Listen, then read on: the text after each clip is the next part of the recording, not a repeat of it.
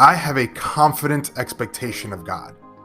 I am founded in the future of His promises.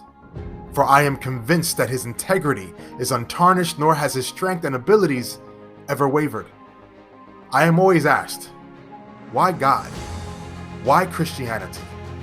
What was the thought process behind following this faith? My response? There was no thought process. There was no emotion. Just a gut feeling that my life wasn't some mistake of chance, but an intentional act. And I'm not referring to the act that took place between my mother and father over 37 years ago.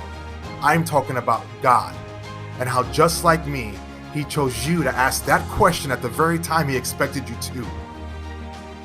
He knew that your life had the possibility of being difficult, that there would be factors that would drive you closer to His heart or away from His very shadow. But if there is one thing I am sure of, is that you and I were meant to have this conversation because this is how God purposed it.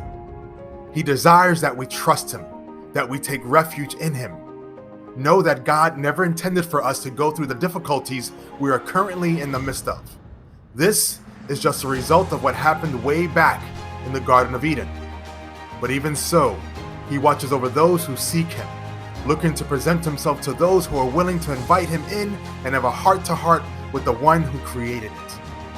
Yes, many shy away from taking those first steps that lead toward His throne.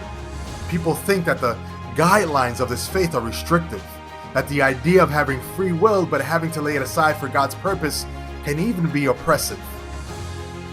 I'm here to tell you that it is restrictive, that it requires us to deny our fleshly desires no matter how right they may feel, that we are urged to lay down our lives and pick up His purpose. But God promises that no matter what, 1,000 may fall at your side and 10,000 at your right hand, but it shall not come near you. Only with your eyes shall you look and see the reward of the wicked. He desires that we dwell with Him, that our hearts become a place where He abides and rules. Rules. Many don't like the sound of that. I know that for a very long time, I was one of the many. But as I began to see life start to take hold of me and begin to fester in my bones and heart, it was His mercy that rescued me. His mercy, something of which I had not earned, nothing I could have done moved God to do such a thing. That's when I knew I have a Father who loves His Son. And as I walked and talked with Him, those rules had slowly become manifestations of His kindness and grace.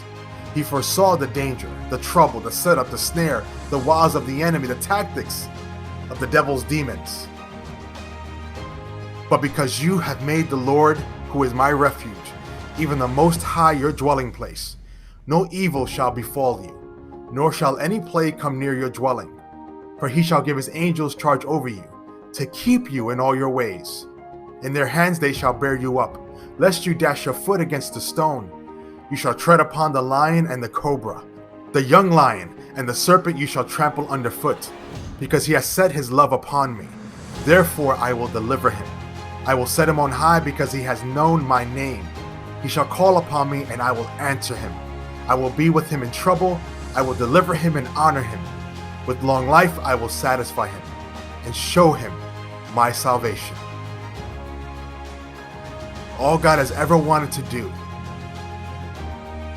was be your refuge and fortress.